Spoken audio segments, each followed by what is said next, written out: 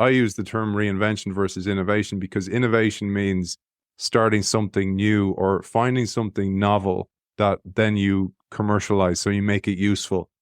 While reinvention means you already have some of the ingredients for this, you need to add a little bit of new thinking, maybe see through different lenses and then create something new. And the permanent part of that reinvention is that the cycles of change are getting so rapid that there is no safe haven anymore. There's no period where you can stop. You have to keep innovating. And as you said, just keep ahead of that curve consistently. Helping you create loyal customers and loyal employees, all through the power of simplicity. This is the Simple Brand Podcast, now heard around the world, including Florence, Alabama. I'm your host, Matt Lyles, and this week I'm talking with Aidan McCullen. Aidan is a former professional rugby player, having played for some of Europe's most successful rugby teams and representing Ireland in the international games. Wow, I think Aidan's the first professional rugby player we've had on the show. Well, Aidan reinvented his career, and today he's a change consultant and executive coach that helps organizational teams improve how they engage and how they innovate.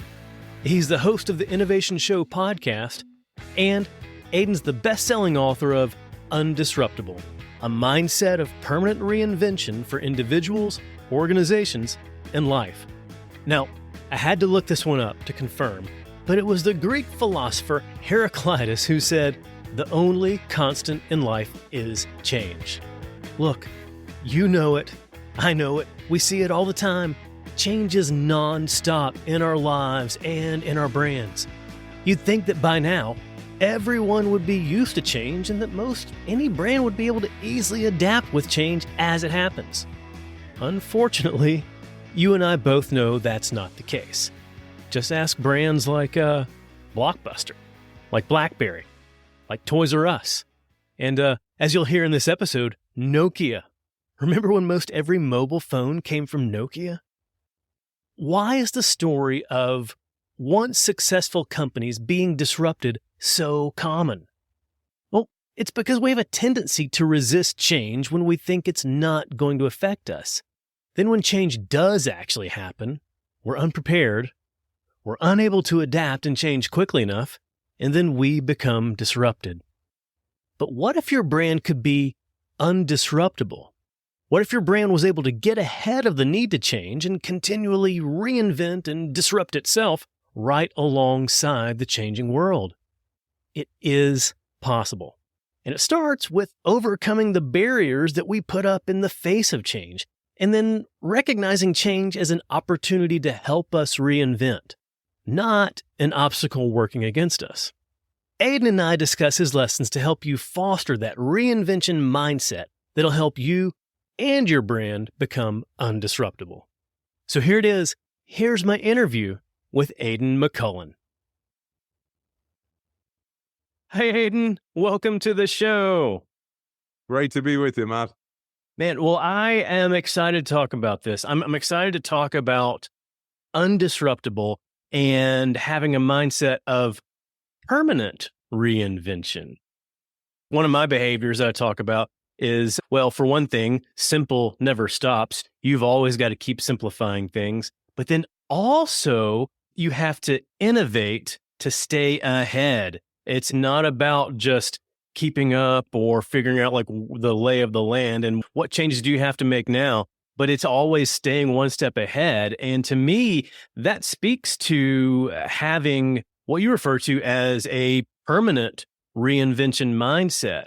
Talk to me, explain to me what you mean around a permanent reinvention mindset.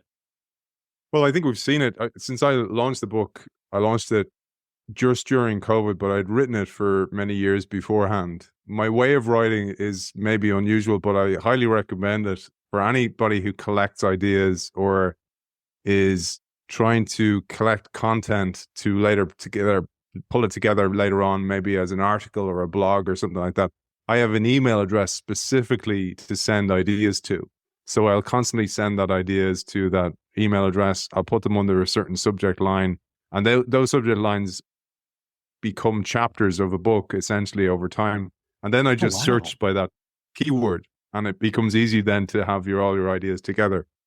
And actually, because now, to keep it simple, I have multiple email addresses for different book titles because I'm working on a new book at the moment. So that's how I write these things. And what had happened was I launched the book, then COVID hit, and terrible time to launch a book, but actually the content was perfect for that paradigm that we experienced. Of And course. what I really talk about is that since World War II, we've lived in an anomalous period of time where things have been kind of easy for humankind. It's been the most peaceful, most staid and stagnant period of time from a business perspective, where we didn't have to innovate so much. We called it innovation, but obviously a lot of the time that was just optimization. That was making things simpler for the customer, for the company, lean out costs, etc., lean optimization.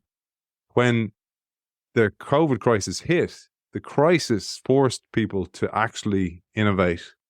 And I use the term reinvention versus innovation because innovation means starting something new or finding something novel that then you commercialize, so you make it useful. While reinvention means you already have some of the ingredients for this, you need to add a little bit of new thinking, maybe see through different lenses and then create something new. And the permanent part of that reinvention is that the cycles of change are getting so rapid that there is no safe haven anymore. There's no period where you can stop. You have to keep innovating. And as you said, just keep ahead of that curve consistently. One of the things that we heard a lot during COVID and post-COVID, a lot of people started talking about or using the term, the new normal. And I have a dislike for that phrase. I don't see anything as really being normal. There is no period where we go more than a year where things stay the same. Things are rapidly changing all the time. So there really is no normal. To me, like that speaks to the fact that, you've got to be paying attention and sometimes you have to be just disrupting yourself. Absolutely. Disrupting yourself is absolutely key. And what that means, as you recognize, terms like the new normal, they're useful if you know what they mean. And we need to translate a lot of this down to people to again, break it down to simple language for people. And what that means to me is disrupting yourself, or the new normal, is actually realizing that you too are susceptible to disruption, in that your skill sets, the half-life of your skills are getting less and less. We've seen that because of AI. I've been talking about AI and the impact that it was going to have on jobs and industries for a long time.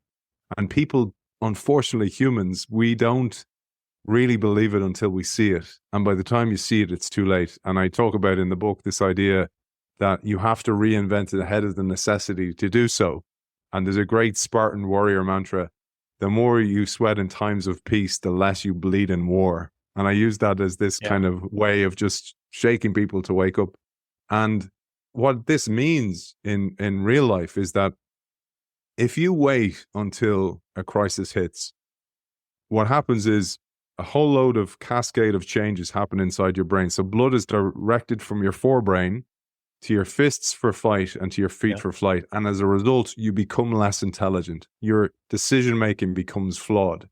So you have to make these really complex sound decisions in times of peace and stability. And what that means as a worker is that you need to be building new skills before you need them. And sometimes you'll build these skills and you will think, oh, that was a waste of time taking that course, listening to that podcast, reading that book. But there's somewhere in the future that's going to pay off. But you got to keep working on it. And this is back to the idea of permanent reinvention, but also permanent disruption. You're constantly disrupting yourself, building new skills. And that key thing, Matt, that's a huge change in the world today. The on-ramps and off-ramps for education are getting much more frequent. So much so that actually learning and development need to be part of what people do as part of their job on a weekly basis. In thinking about how we try to recognize the need for learning and development, the need for change, I think that a lot of people have maybe a misguided mindset or a misguided assumption that they're able to recognize the change that's happening and to know that now is the time to disrupt themselves. Now's the time to reinvent. Now's the time to learn and develop, because they have an assumption that the effect of the change is a good ways off. But you've got a pretty cool analogy as it relates to exponential change and the speed of change that helps us really understand that, like, once you recognize it, you really don't have much time left. And talking about a stadium and a water dropper, can you walk through that? Absolutely. So picture this. You're listening to us, right? So picture that you were in your favorite stadium. I don't know, do you follow any teams, Matt, for example, any NFL or basketball? You know what? We're here in Nashville, so we'll think of the Tennessee Titans home, Nissan Stadium. So you're in Nissan Stadium. You've got tickets. Matt has kind of given away tickets as part of a prize to his subscribers. You've got those tickets. Congratulations. You land in Nissan Stadium. You're sitting right up the top of the stadium. You think this is great until you discover actually you're quite far away from the action and you can barely see what's happening below. Yeah. To make matters worse, your neighbor, who you don't really like that much, who won't allow you to put up that fence for that extra bit of privacy. You know that guy? Yeah. We all have one of those, right? So that guy is sitting pitch side. He's down courtside. You're so angry about this, but don't worry, we're going to deal with him in a moment. So the referee or the umpire comes out into the middle of Nissan Stadium, and they're holding a water dropper, just like you would take some type of medicine, echinacea or something like that, like a tincture dropper. And the referee is going to drop water at an exponential rate. Now, to make very clear the difference between both, when I heard the term exponential, I thought it meant really, really fast, which it does, but it means something very specific. So a linear rate would be 1, 2, 3, 4, 5. An exponential rate would be 1, 2, 4, 8, 16, 32, 64. For those of my vintage, you will remember Commodore 64, Spectrum 128K. These were jumps in computer powers over time. So they increased at an exponential rate. So the referee's going to drop water every minute at an exponential rate, just a drop of water. Yeah. Now, imagine yourself in Nissan Stadium or whatever stadium is your local stadium or one that you're familiar with. The question is, in this thought experiment, how long would it take, given that the stadium is watertight, to submerge the entire stadium? So to even think about that is very, very difficult for a human brain because we don't think in exponential terms. And all it takes from that first drop and the second drop being 2, the next drop being 4, the next drop being 8, every minute to fill the entire stadium takes 49 minutes, which is just mind-boggling. Yeah. It will absolutely blow your mind to understand, to think about that. But here's the thinking like maybe it'll take weeks or maybe days or months. Like some people will say a year when I ask this in workshops and keynotes. And that's remarkable in itself. But here's the rub. Remember, I don't know what the name of your neighbor that will let you put up the fence is. Let's not share his name. John, right? So John is sitting pitch side. By the time the water reaches and cover his head, the stadium is 7% full. Yeah. But 45 minutes of the 49 minutes have elapsed, which means by the time you realize there's a problem, you're looking down, you go, oh, great, now I can put up my fence. That's the positive side. The bad news is, we better get out of here. You have 4 minutes to escape. Now, join this back to what I talked about earlier on, Matt. 4 minutes to escape. Everybody runs for the exits. Everybody runs to the lifts or the stairwells. They all try and cram, bumping each other out of the way. They go into panic mode. And in panic mode, our decision-making is flawed. And I use that as an analogy to say, that's the world in which we operate today. Because if your business model is digital, if you are in a digital realm, most businesses are now digitalized in some way. If your business is truly digital, it jumps at an exponential rate. And the source of this, as many people will know, is Moore's Law, introduced in 1956 by Gordon Moore. Right. The computing power inside our computers or your phone in your hand, if you're listening to this podcast, increases at an exponential rate every 12 to 18 months. So the chips inside there, half in size, double in power, and come down in price. And that's been pretty stable since Moore came out with that in 1956. And we're at the verge of the end of Moore's Law, where now we're looking at quantum computing, which is just a whole different mind blower that I'll have to come up with some new thought experiment to explain. Of course. That's the point, is recognizing that, like, once you start to notice it and once you start to recognize that there's a problem, it's really too late. Absolutely. And so many companies have waited till it's too late. But when we look at the research, let me give you an example, Matt. Sure. There's the great poster boys of disruption, for example, Nokia, BlackBerry, that I talk about in the book. But also, I talk about these in the context of undisruptability. And they all saw that the threat was coming. They saw the threat. In fact, they looked at the threat and they deemed that it wasn't a threat. So they looked down the stadium and went, nothing to worry about here.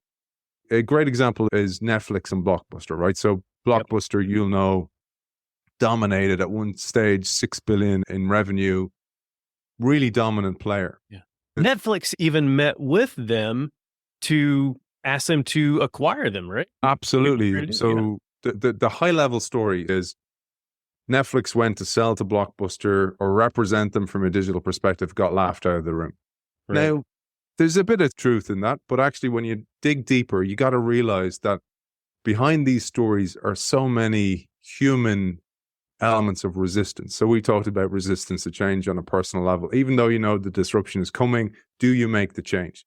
So what happened in the Netflix Blockbuster story was really what's called the innovator's dilemma. So I had created a business based on bricks, right? So retail stores, franchise business, selling people rentals, making money off late fees, but also sending them candy or whatever else I could sell them while they were preparing for their movie night in. Netflix comes along with an entirely new business model.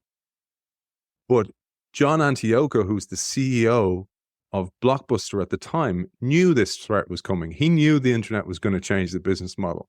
So he had assigned money to put aside to create their own version of Netflix. Now think about this, Matt. This was better than Netflix. They had an existing brand. They had relationships with the movie outlets. All the movie suppliers. They knew what was popular, what was hot, what was not. And Antioco looked for this money. The company who owned Blockbuster was Viacom. And Viacom said, okay, well, you're going to have to raise money to go after this, because Antioco also wanted to get rid of late fees. This was crazy to people who were making the money from this. This was a huge part of their revenue to get rid of this. And Antioco goes to the market. In comes an activist investor, a guy called Carl Icahn. Carl Icahn ousts Antioco because this was crazy talk. This is preparing for the flood, the exponential change that's coming. This is crazy talk. This is miles away. Let's make money. Let's double down on what we do. Double down on the bricks, not the clicks. They bring in a guy from 7-Eleven, CEO Jim Keyes. Jim Keyes doubles down on that. And then the double blow to make the exponential change even faster was 2009. The recession comes along, and all of a sudden, retail outlets, franchises, everything takes a blow, and Blockbuster goes under. Netflix, it was a case of perfect timing, perfect business model. Internet increases at an exponential change. Reed Hastings and Mark Randolph, the co-founders, knew that this change was coming, because even when they sent DVD by mail, it was still called Netflix. So they understood exponential change. They understood the pattern. When you know what exponential change means, you can align your business model. You know that the summer is coming, and you can prepare not only in the spring, but in the winter of the previous year. It's two different people with two different mindsets, two different behaviors and approaches toward change. Reed Hastings, Netflix, like they were actively embracing and following along with change. whereas Blockbuster and their investors were resistant to change. And I have to think that the majority of people really are resistant to change.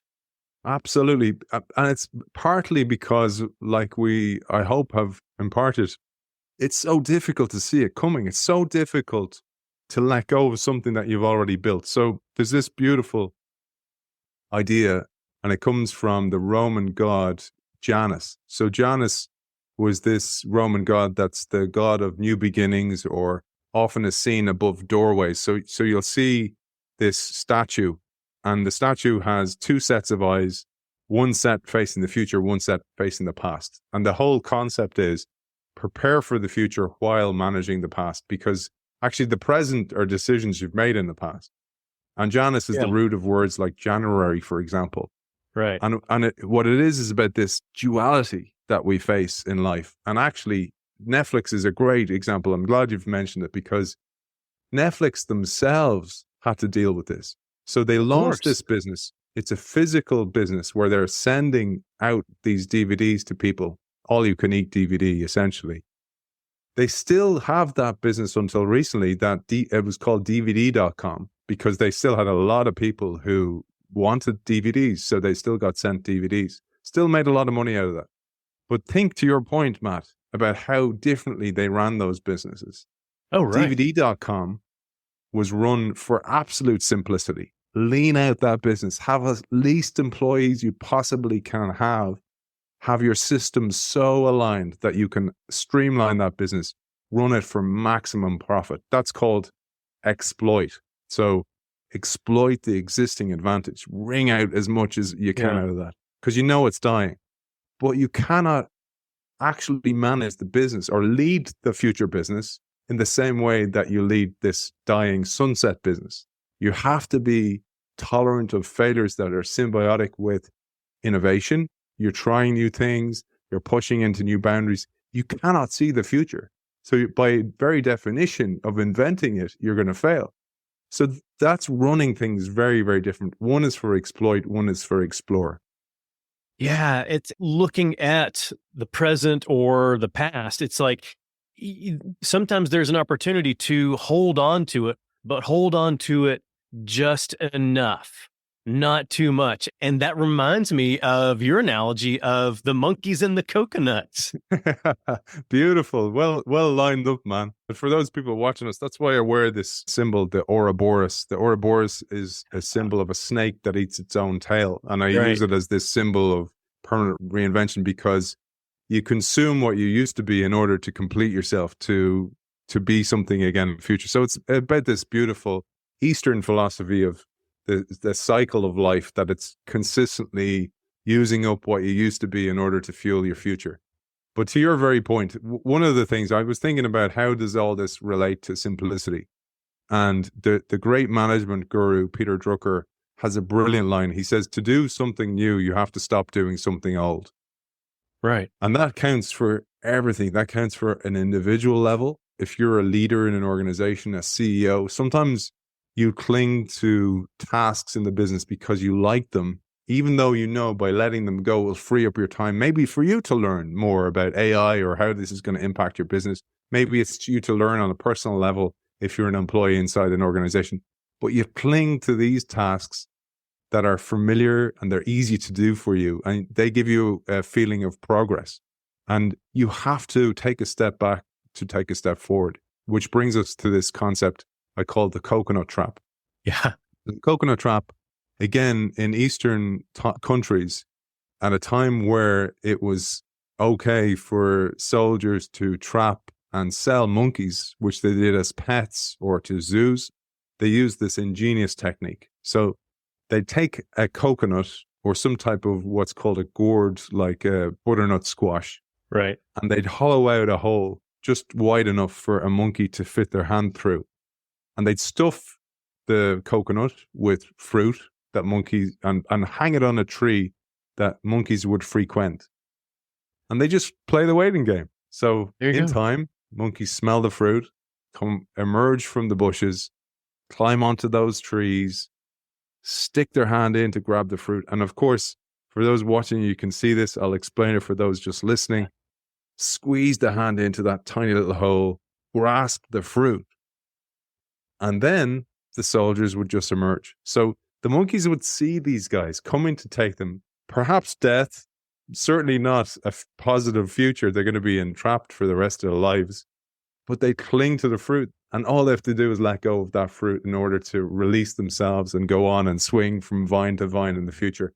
And I use it as an analogy to go, that's exactly what we all do. We cling to the familiar, even if it's not going to pay off for us in the future, even if we know it deep down, even if we can see the stadium is filling up, we still cling to the fruit and we let ourselves become submerged rather than emerge from ourselves and discover a brand new future. And that's what gets me, is that whether it's the monkeys or whether it's brands like Nokia, it's not the fact that you realize your hand is stuck and maybe I'm trying to figure out how to get my hand unstuck and how to move forward. No, it's like they actually see the danger.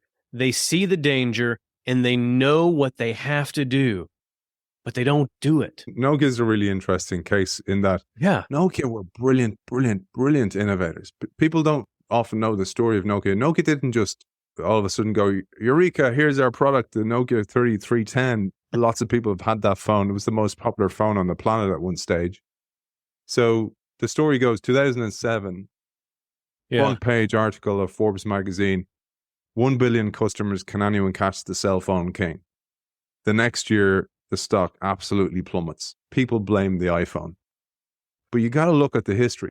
So you go back to the late 1800s, Nokia emerged as a textile company. So they sell toilet paper and paper because of the rich abundance of forestry around Finland. The Nokian Virtue River and the town called Nokia are nearby, hence the name. And then the war breaks out and they merge with a rubber factory selling Wellington boots and gas masks to the army. And then the war subsides and they get into consumer electronic goods because now people have more disposable income. But because of their relationship back then with the army, they win a contract, a tender for a communications portal because the Finnish government became paranoid, like many governments at the time, about a future threat of war. And through that work, they've eventually stumbled upon the mobile phone. So they create a bulky one version and then they get them smaller and smaller, Nokia 3310, amazingly best-selling phone. So when the iPhone comes along and they hear about this, they see it. They were worried about it because people were talking about it. But they accepted the knowledge that, oh, well, Apple don't know what they're doing. They're a computer company. What are they going to do? Yeah. Some of the best analysts at the time said, Apple are going to damage their brand here. So here's the thing, Matt, right? When you look behind these case studies, you go, there's always some reason. So one was the culture in Nokia was terrible. They said it was this culture of fear where people were afraid of telling the truth to their managers to be able to share the information. People don't want our product anymore. But the other thing was, like the coconut trap, they had their hand stuck in a coconut over in China because they had massive mortgages on specifically fitted out factories to develop dumb phones. So the people there didn't have the capability to develop a smartphone, nor did they have the toolkit. So they were stuck because of endowment. They had this deep investment in the past as well. That can kill companies. And one of the things in the idea of permanent reinvention, in the paradigm of permanent reinvention is, yes, invest, but spread your bets. Don't overinvest in one area because we don't know where the disruption's coming. Even the wisest of us out there don't know where things are coming, and something will come out of the left field and knock you for six. That speaks to the fact that a lot of people think about reinvention as like, okay, I've got to have this great big idea. We've got to totally disrupt everything about ourselves and come out of the gate with a completely brand new company. And that's not really the case. Most of the stories of disruption and most of the stories of the most innovative companies, they did it by spreading their bets, like you said. It's a series of small reinventions that may lead to one thing that comes out of it that is significantly big. Well said, sir. That is the key to all of this, is that one bet alone, betting the farm is never a good idea. So even those people who dabble in stock, you never all put everything on black 6. You never do that. You spread your bets because something might happen, and the world is so interconnected now that something happens. There was a saying that became very, very relevant during COVID, was that when China sneezes, the world catches a cold. Well, that speaks to the true in more ways. The complexity of the world today is that everything's interconnected. So it's very, very difficult to do a risk assessment. So spread your bets.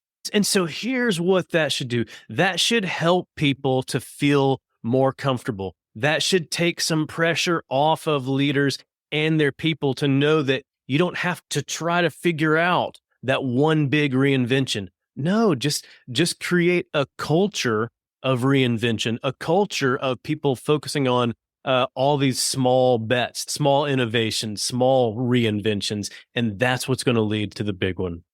Absolutely. And a great analogy, maybe a final one for you, Matt, is Sure.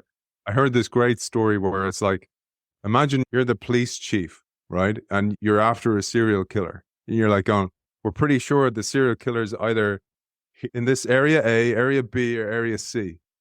And you send out 3 teams to check out each of those areas. One team comes back and they find the serial killer. Do you then go to the other 2? Well, you guys totally failed by not finding them. Instead you go, well done, team. We did it together because we disproved that the opportunity was here, A and B and C, and we found the opportunity in A. But everybody deserves the credit for that, because oftentimes disproving a huge investment in something is as valuable as investing it in the first place. So there's huge amount of common sense in this, and a huge amount of simplicity in all of this.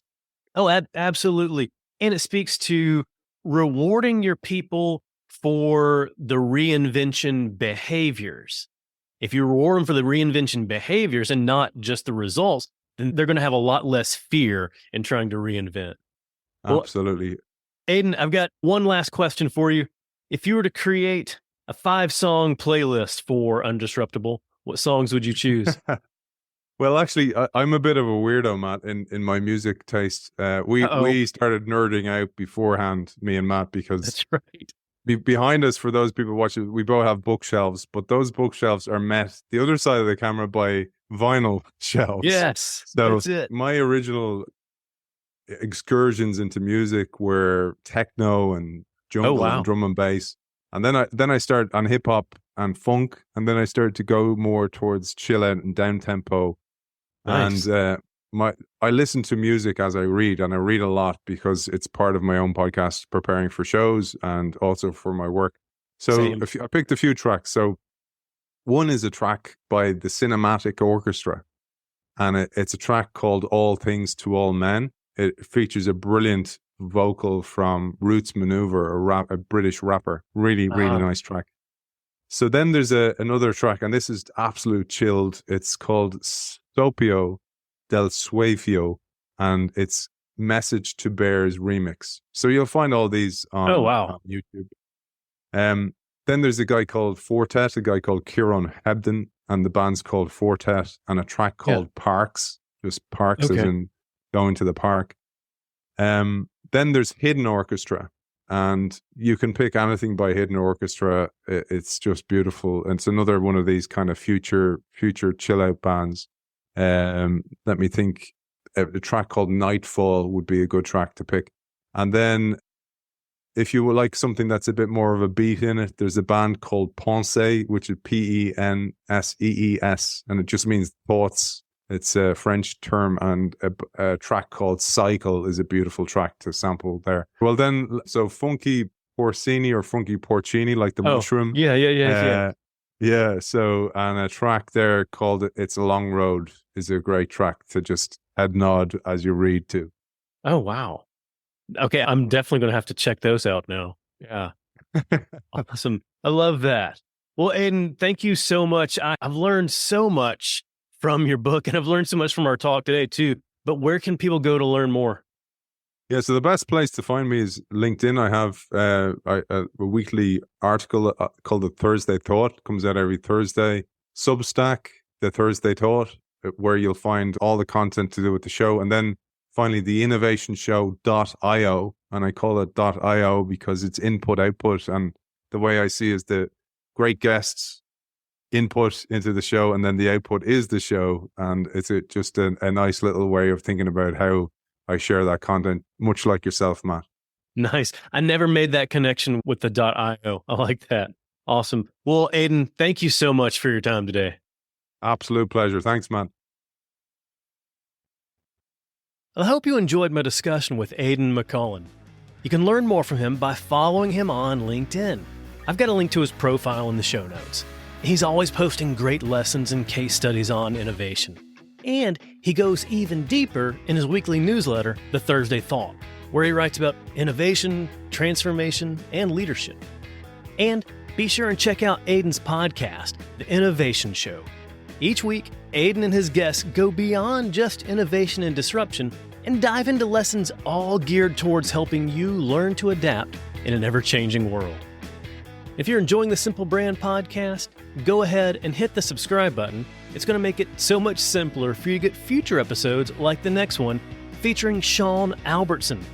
We'll be discussing lessons from his book, 4 Rocks: Reduce Effort, Drive Loyalty, Transform the Customer Journey. So go ahead and subscribe. You'll automatically get Sean's episode as soon as it's live. Until then, keep it simple.